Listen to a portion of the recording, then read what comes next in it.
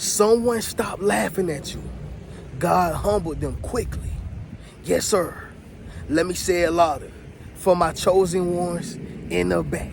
Listen, family. Someone stopped laughing at you. God humbled them quickly. Somebody drop in the comments and say, it don't take long. Yes, sir. Make sure you drop in the comments, family, and say it don't take long. Now, the reason why I want you to say this, y'all, is because it don't take long for God to reveal who he is. Yes, sir. It don't take long for God to stand up and ride for his chosen. Yes, sir. And it don't take long for God to show that he has a sense of humor too. I say this all the time, y'all, but it's so true, right? And see, when the punchline is told, that's when they feel it. Because now the world began to laugh at them. Now their own world turned on them. And now they realize that the things that you was taking and going through was not a joke, right? See, it ain't nothing funny about looking at the Incredible Hulk in real life. Yeah, I know we laugh at it and we enjoy it. You know, we love watching the Marvel movies, watching Incredible Hulk on television, on the flat screen on your wall. But imagine seeing Incredible Hulk in real life. Yeah, y'all.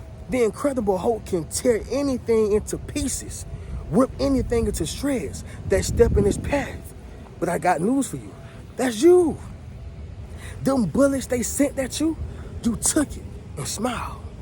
Those shots they sent at you, you took it and walked around. And that slander, those lies and rumors they made up about you, you took it as dirt and grew like the seed that you were. I need y'all to understand something. They stopped laughing as soon as they seen that, because that only resembles a powerful, dangerous threat and person of God. I'm just gonna be honest with y'all. They stopped laughing at you. See, I'm not just only talking about one person. This can be family. This can be your co-workers, right? This can be your enemies who done conjoined together. Y'all know how it go. I'm talking about those who were your opposition, looking at you, looking down on you, because you've always been second or third to them. So they're not used to seeing you stand up strong, stand up for yourself, and make a change. Make sense of what I'm saying, y'all? Drop in the comments and let me know. But family, as y'all can see, we are outside connected with nature. The waterfalls are going, right? We're in the green pasture, right? The field, the legendary field, as I call it. Not only that, y'all, but I'm sending nothing but peace, prosperity, and happiness to the family. And if this is a bad day for you, hopefully this video can be a pick-me-up video, right? Just to let you know that things can always be worse. So appreciate your blessings, right? Drop that down below in the comments. Appreciate your blessings. But let's get right into this video, y'all. Y'all leave a thumbs up on this video, as well as subscribe to the channel.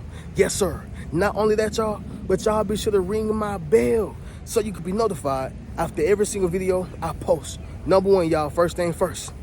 The reason why they stopped laughing is because you gave them a taste of their own medicine. Yeah, y'all. They have received a taste of their own medicine. Now, let me say this too, y'all. This is not only you giving them a taste of their own medicine. This can be another person, right? This can be another environment. This can be another family member, individual. It can be anything, y'all. But they have received a taste of their own medicine, right? I'm sure we all know somebody who can dish it out. They can crack jokes on people. They can laugh at people, living situations, circumstances, right? But whenever it's time for the joke to be told on them, they get mad. Stop talking about me. It ain't funny. Don't nobody want to hear that, right? But the thing is, when they were giving their medicine out, they were a pharmacist. Yeah, y'all, they had the whole white suit on. They had their syringe ready to keep injecting you with that poison. Rena, what are you saying right now? See, the medicine that they are receiving, it has them heavily sedated, which means that medicine that they have on the inside of them, they're realizing how strong it is. They realize how much pain it causes. And they realize, you know, how it makes them feel emotional, mentally drained, in a place of distraught and distress, right? So family, y'all know we have those childhood bullies, or maybe you were a childhood bully and you understand this perspective, but you remember when the bully will always try to bully somebody, whether that was taking their lunch money, And I know that's so television, right? Give me your lunch money. But I'm sure somebody went through that. But taking their lunch money, knocking down their notepads or notebooks, right? Punching them on the playground or at recess, whatever happened, y'all. But you ever notice when the bully finally meets a person who ain't afraid of him, finally meets a person who's willing to crack as many jokes as they got to crack, who's finally willing to stand up to them because everybody else who was around them, they couldn't do it, right? You ever notice how whenever they get a taste of their own medicine, it's like they want to all of a sudden have that person to stop, or all of a sudden they want to change their life or change their ways? You know why? Because they realize that, man, what I've been doing to people has been hurting people, because I don't like how it make me feel. I don't like how it makes me want to react or respond, right? It went from them being told on to now they're telling on you. You know why? Because they received a taste of their own medicine, right? Somebody drop in the comments and say how it tastes. Yes, sir. Make sure you drop in the comments, family, and say how it tastes. And here's the thing, y'all. It is not for you to impute harm onto other people, right? It is for their own karma to bring that into them. And, you know, y'all, I know a lot of people don't believe in karma. A lot of people don't believe in it because we've seen so many people who have done wrong onto others and they're living the best life as though that's what it seems. But in the Bible, y'all, it says you reap what you sow, right? And I live by that. I believe that. And I know that that is the thing that happens here in life. That's just my opinion. But the point is, y'all, is that everybody have their own karma. Everybody have their own cause and effect, right? That happens onto them within their lives. And this is something that happens. You're going to get a taste of your own medicine, right? I look at a lot of guys who were players coming up. They maybe had, 3-4 chicks at a time, 7 chicks at a time. Some of them getting emotionally attached, loving them, giving them all that they wanted, and still play them, right? The point of what I'm saying is that when they have a daughter, guess what? They get a little taste of their own medicine if they raised her right. But even still, you can't stop her from going through life. So she gonna meet a guy who was just like you, and he probably gonna put her through it. But that's another example of a person getting a taste of their own medicine, right? We seen what it looks like with Jaden Daniels, his mom being very overly protective, and she's, kind of ODing in public, not allowing him to be the man that he is. I think Jaden Daniels is like 23, 24, if not 25. But the point is, he's a young man, but he's still a grown man at the end of the day. However, I see a lot of comments that speak about how she's acting, and the first thing that came to mind was, you was these women that you're trying to protect him from. Y'all follow me?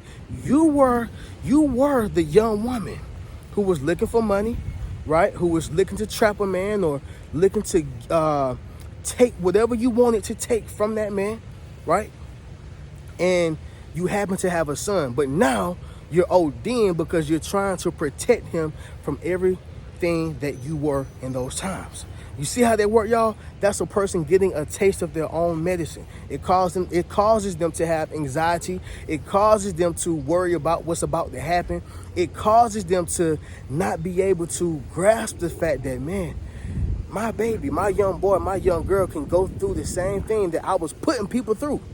That's why some people believe that if their parents have had a terrible life, or their parents have had a life of doing people wrong, they feel like they inherit the bad luck of or the karma of their parents. I don't believe that, y'all, but some people believe that, right?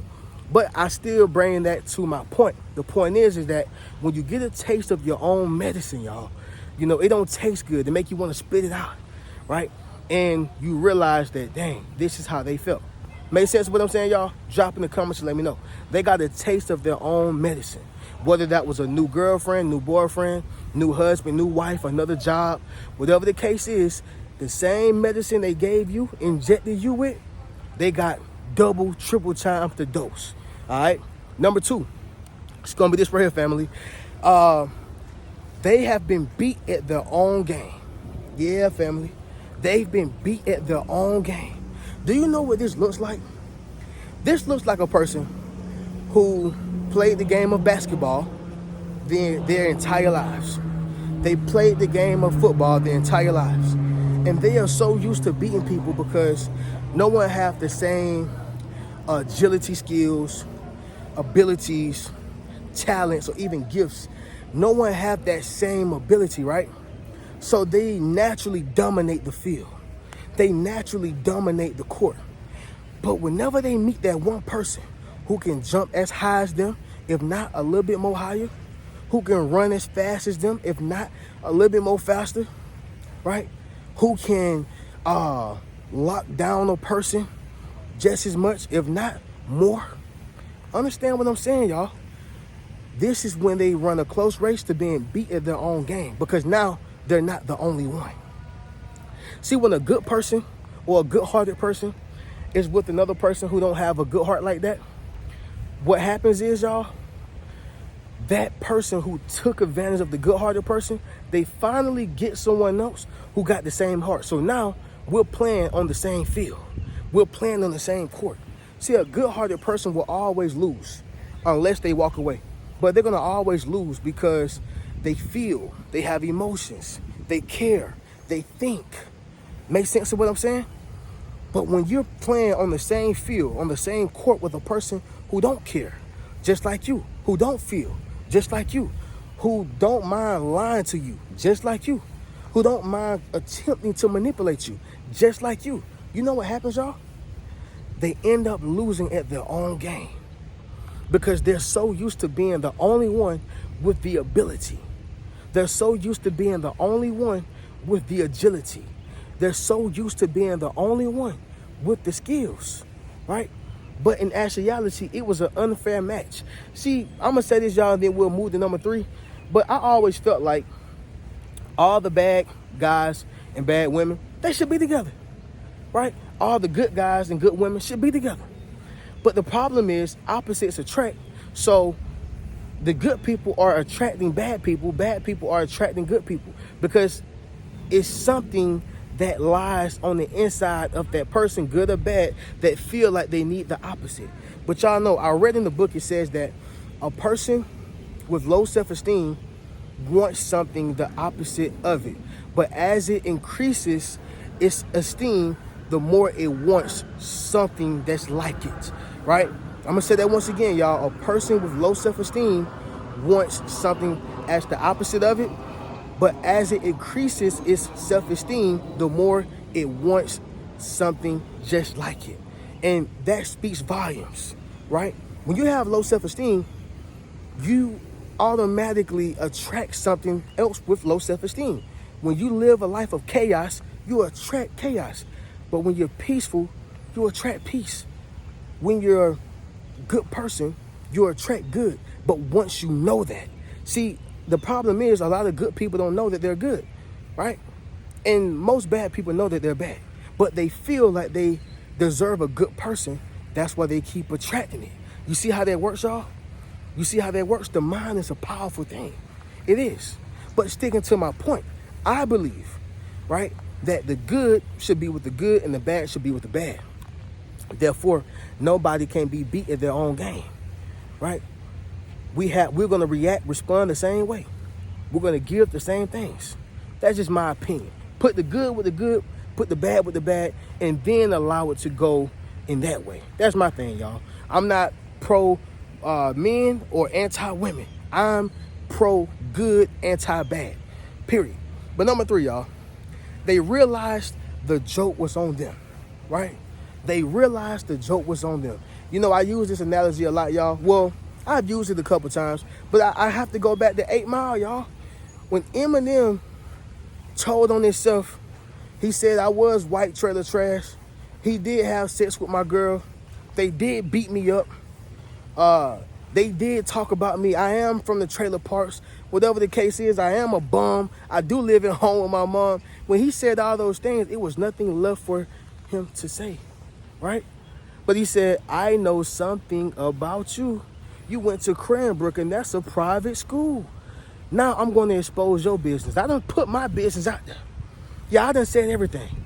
But what happens is those who have something to hide has something to reveal. Let me say that once again. Those who have something to hide also have something to reveal. But if you have revealed everything, then you don't have anything to hide. And so when he went to expressing how Clarence parents have a real good marriage, right? Your name Papa Duck, but in the streets, but really your real name is Clarence. And also, y'all, his parents got a real good marriage too. Yeah, y'all. That is the thing that happens in life. When you pull an 8 Mile, y'all, the joke is no longer on you. The joke is on those who's telling it. And the problem is they've been hiding things for years. Now, once you expose it, everybody gonna laugh at them because what you got to hide. You know, y'all, when people crack jokes on you or try to laugh at you, when you're laughing right along with them, that really makes them mad. They expect for you to and ball up and be pissed off and, want to talk junk and all that. But when you are sitting to yourself and saying, hey, I'm comfortable with who I am, I don't care about it. When you're able to walk in that, family, people will leave you alone and the joke will be on them, not you. All right? The next thing, y'all, number 4 is going to be this right here. Loss of audience. All right?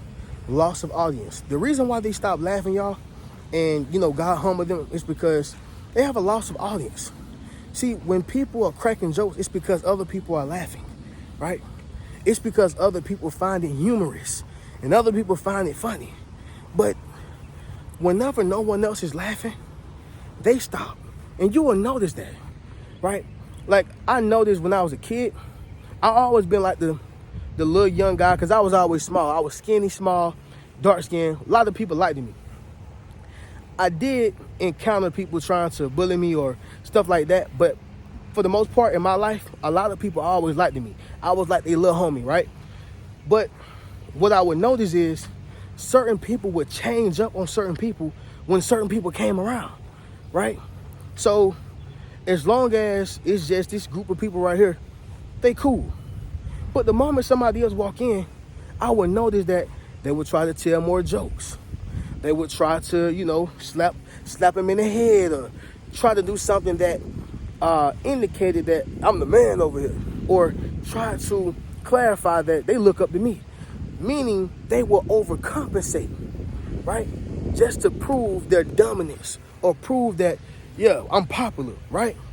By making everybody else laugh and making everybody else feel like I'm the person to be scared of. But once they lost their audience, I noticed that they would be some of the coolest people.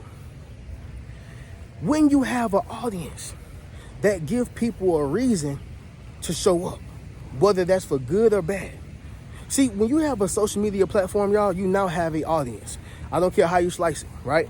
You can't just post things now because people are watching you. So when you have an audience, guess what? It encourages you to get up and post and do a video, right? Outside of being paid and, outside of topics and doing trending things and stuff like that, what really gives you that ambition to get up and post is knowing that some people are going to watch it. That's what it is for me. Knowing that someone is going to watch it, right? And that's the same thing with this. When you lose that audience, I'm not going to lie, y'all, it's going to take away that encouragement and that ambition to, I got to get up and post. I got to hurry up because you don't have an audience. The case in point is a lot of people do it for an audience, right? Once they lose the audience, they're going to stop laughing. Point blank period. And that is a way how God humbles them, because that same audience will turn around and laugh at them. Make sense of what I'm saying, y'all? Drop in the comments and let me know. Number 5, family, is going to be the last one. Shame and guilt, right? Cliche, but it's true. Shame and guilt. When people realize that they hurt someone, and that may take them years to even understand and realize. But once they understand that, it makes them feel a way. Once they understand that, hey, you're bullying, you're cracking jokes, or whatever it is, cause someone to kill themselves, it causes that shame and guilt. It's an embarrassment, right? Once you realize that hey, it wasn't cool. You affected somebody. You ruined somebody's life, right? You made someone lose their mental. And again, I'm not expecting for people to understand this in the first few days or the first week or the first month or whatever the case is. Sometimes, y'all, it take people years, even a lifetime, to understand that they hurt somebody. But at some point, y'all, they feel the shame and guilt, okay? I'm gonna say this right here, y'all, and it's kind of off key, but it kind of goes to the point as well. Remy Ma and Papoose, you know, I see that, and I say to myself, Remy is a woman who does not like to take accountability. Obviously, y'all, we wasn't there in their relationship, but for the most part, we've seen it publicly that this man was cheated on. And she's still trying to figure out reasons and ways to make this man look like he was the bad guy. That's a person who does not want to take accountability. This is not even just women. This is people in general. Men can do the same thing. They can have a great woman. And just because you don't want to take that accountability or wear that shame and guilt hat, you will try to come out and say, hey, man, you got to realize what she was doing too, right? That's wrong. But the thing with Remy is she came out publicly and said the things that I left him for, y'all would be in tears about if I told y'all. Still ain't tell us nothing. Still ain't say anything. Just trying to slander this man's character and slander this man when we seen him hold you down while you was in prison. But it's just not enough to just move on with your life, because you know deep down inside you feel guilty. It's shame. I messed over a good man. You know what? Let me make myself feel better by putting out more false information. Let me make myself feel better by trying to get my audience and my family, you know, and my supporters and my fans to believe me. You see how that work, y'all? But I guarantee you, if she lose that audience, she'll lose that mentality. Back in Dreamgirls, when they all had walked out and when they all was like, it's all over, Effie. You know what I'm saying? When they was like, it's all over. If y'all watch Dreamgirls, y'all know.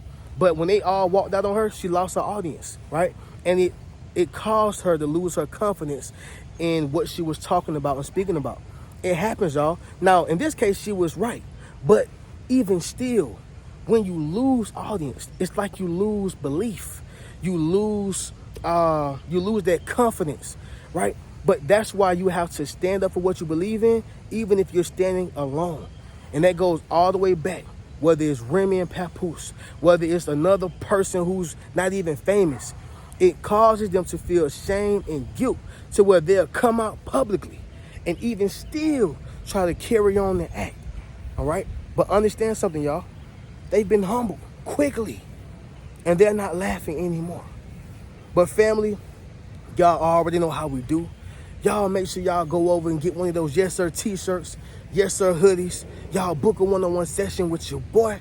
Check out any one of those books. And not only that, y'all, but y'all be sure to join the Rich Mentality Academy, all right? I'm going to catch y'all in the next video. Y'all keep a rich mentality. Peace.